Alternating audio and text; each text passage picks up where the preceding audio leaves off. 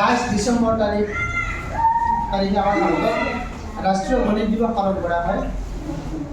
আমাৰ মহান ভাৰতীয় গণিতজ্ঞ শ্ৰীনিবাস ৰামানুজনৰ আমাৰ গণিতৰ জগতখনত যি অৰিহণা অৱদান সেইখিনিৰ সোঁৱৰণি। আৰু সেই উপলক্ষে আজি আমি বিদ্যালয়ত ৰাষ্ট্ৰীয় গণিত দিৱস উপলক্ষে আজি আমি ছাত্ৰ ছাত্ৰীসকলৰ মাজত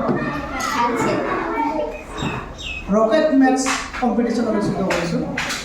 ৰকেট মেথছ কম্পিটিশ্যনৰ নিয়মসমূহ এনেকুৱা, আমি 3টা দল বনাইছোঁ। মই নিয়মসমূহ কৈ দিছোঁ। আমি 3টা ৰাউণ্ড পাতিম। প্ৰথম ৰাউণ্ডত যি প্ৰতিটো দলৰ পৰা এজন আহিব, গণিত দুটা কৰিব। দ্বিতীয় ৰাউণ্ডত কিন্তু সেইজন আহিব নোৱাৰে, দ্বিতীয় ৰাউণ্ডত বেলেগ আহিব লাগিব। মানে 3টা ৰাউণ্ডত 3জনে গণিত কৰিব লাগিব। আৰু 3টা ৰাউণ্ডত শেষত যিটো দলে জয়ী হয় তেওঁলোকক পুৰস্কৃত কৰা হ'ব। এতিয়া প্ৰতি দলে নিজৰ নিজৰ আসন গ্ৰহণ কৰিব আৰু এজন থাকিব এজন ইয়াত থাকিব, 2জন তাতে যাব।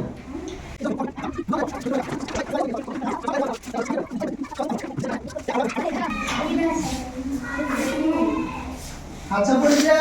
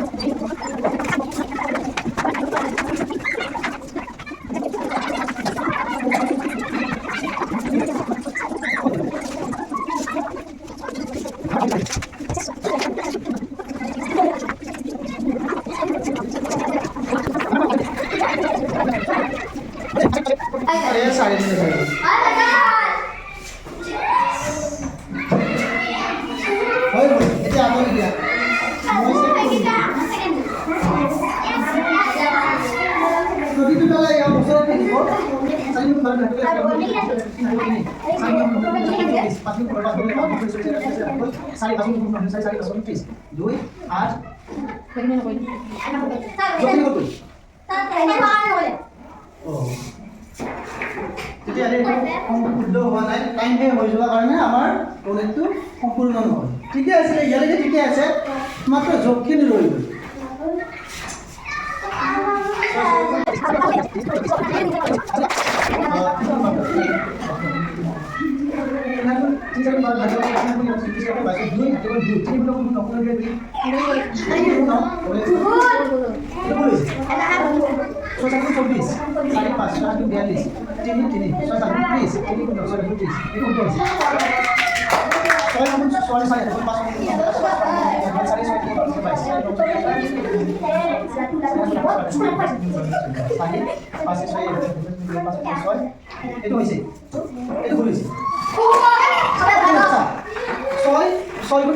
মই দিছিলোঁ ইংৰাজী, যিহেতু গ্ৰীষ্মা ডেকা 4th শ্ৰেণীৰ ছাত্ৰী হয়, তাই সংখ্যাবিলাক ইংৰাজী পোৱা নাই, অসমীয়াত পাইছে। অসমীয়াত পোৱাৰ বাবে তাই অসমীয়াত লিখিছে। ঠিকে আছে, 6 5 গুণ 6 6 গুণ 36, 9ৰ পৰা 6 গ'লে 3 হয়। আৰু সময়ৰ আমি এতিয়া ষ্টপৱাচ দিছোঁ, সময়ৰ দৌৰাদৌৰি তাই পাতিব লাগে 3, পাতিছে 4। গতিকে এদিন কৰিছে। কিন্তু এটা কথা, নিয়মখিনি সকলোৰে হৈছে। এনেকুৱা নহয় যে কোনেও পৰা নাই, সকলোৱে পাৰিছে। কিন্তু সময়টো আমাৰ যিহেতু আমি কম্পিটিশ্যন, সেইটো আমাৰ সময় আছে, এটা সময় বেৰ এখন আছে, সময় কৰি দিব লাগে কাৰণে অলপ কৰিছে, বেছি কৰিব লাগে না। প্ৰথম ৰাউণ্ডত ৰাউণ্ড ওৱানত প্ৰতিটো দলে 5 নম্বৰ পাব লাগিব। এতিয়া আমাৰ দ্বিতীয় ৰাউণ্ড হ'ব। দ্বিতীয় ৰাউণ্ডত মই কিমান ধৰণে প্ৰগ্ৰাম দিব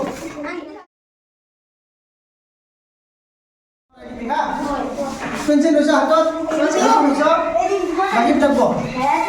এয়া আমাৰ পৰ্দাখন গুচি যোৱা গুচি গৈছে। 4 মিনিট।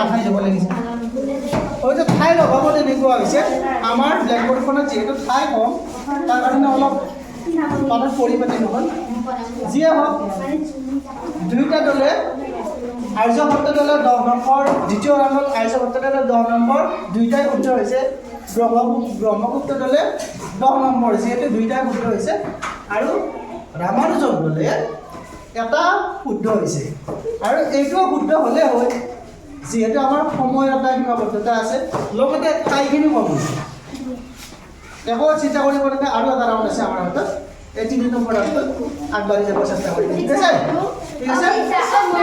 মই ইয়াতে যোগ কৰি দিছোঁ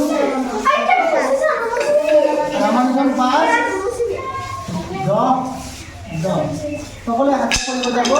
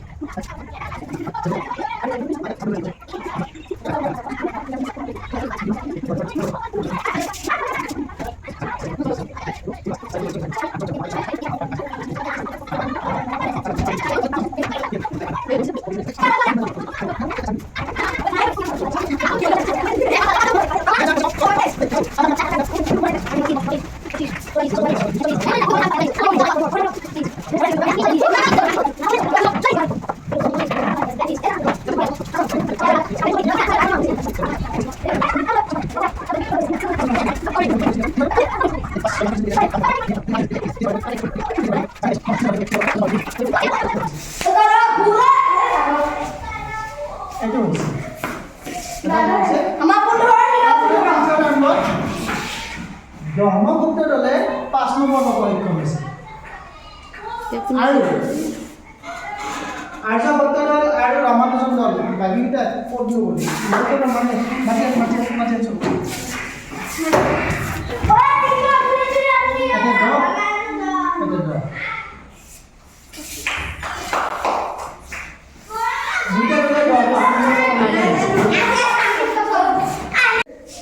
ৰকেট মেথছ কম্পিটিশ্যনৰ সকলোকে অনুষ্ঠানত সহযোগ কৰাৰ বাবে ধন্যবাদ জনাইছোঁ আজি আমাৰ 3টা ৰাউণ্ডত অন্তত নম্বৰসমূহ এনেকুৱা প্ৰতিটো দলে শুদ্ধকৈ কৰিবলৈ চেষ্টা কৰিছোঁ আৰু পুনৰবাৰ কথাটো এনেকুৱা হৈছে যে আমাৰ হাতত সময় কম সময়ত আমি পলিটিং কৰি উলিয়াবলৈ মানে আমাৰ যিটো কম্পিটিশ্যনৰ নিয়ম এইটো আমি এটা নিৰ্দিষ্ট সময়ৰ ভিতৰত কৰি উলিয়াব লাগে আৰু আমাৰ ব্লেকবোৰ্ডত অলপ জাগাৰ কাৰণে কিছু অলপ অসুবিধা হৈছে পিছলৈ আমি সেইখিনি নোহোৱা কৰিব চেষ্টা কৰিম যিয়ে হওক 3টা ৰাউণ্ডৰ অন্তত প্ৰতিটো দলে 9 নম্বৰ সময় দেখা পাইছে প্ৰথম ৰাউণ্ডত ৰামানুজন দলে পাইছিলে 5 নম্বৰ আৰ্যভট্ট পাইছিলে 5 নম্বৰ ব্ৰহ্মগুপ্ত দলে পাইছিলে 5 নম্বৰ মানে প্ৰথম ৰাউণ্ডত 3টা দলে সমান নম্বৰ পাব সক্ষম হৈছে দ্বিতীয় ৰাউণ্ডত ৰামানুজন দলে 5 নম্বৰ আৰ্যভট্ট দলে 10 নম্বৰ আৰু ব্ৰহ্মগুপ্ত দলে 10 নম্বৰ পাব সক্ষম হৈছিলে তৃতীয় ৰাউণ্ডত ৰামানুজনৰ 10 নম্বৰ আৰ্যভট্ট 10 নম্বৰ আৰু ব্ৰহ্মগুপ্ত 5 নম্বৰ পাব সক্ষম হৈছে আৰু যদি মই নম্বৰবিলাক হিচাপ কৰোঁ ৰামানুজন দলে পাইছে 20 নম্বৰ উপমূল 20 নম্বৰ আৰ্যভট্ট দলে পাইছে 25 নম্বৰ আৰু ব্ৰহ্মগুপ্ত দলে পাইছে 20 নম্বৰ তাৰমানে আমাৰ আজিৰ এই ৰকেট মেথছ অনুষ্ঠানত সৰ্বমুঠ 25 নম্বৰেৰে বিজয়ী ঘোষণা কৰা হৈছে আৰ্যভট্ট দল কোনটো মাজত হালচাবুলি আৰু দ্বিতীয় স্থানত দুটা দলৰ সমানতাই থাকিল, এটা ৰামানুজন দল, এটা ব্ৰহ্মপুত্ৰ দল। সকলোকে পুনৰবাৰ ধন্যবাদ জনাইছোঁ। আমি সোমবাৰৰ প্ৰাতঃসভাত সকলোকে পুৰস্কৃত কৰিম, প্ৰথমটো পুৰস্কৃত কৰিম আৰু দ্বিতীয় স্থানত থকা দলকেইটাকো পুৰস্কৃত কৰিম। আজিৰ ৰকেট মেটছ কম্পিটিশ্যন অনুষ্ঠান আজি ইমানতে শেষ হ'ল বুলি ঘোষণা কৰিছোঁ। ধন্যবাদ।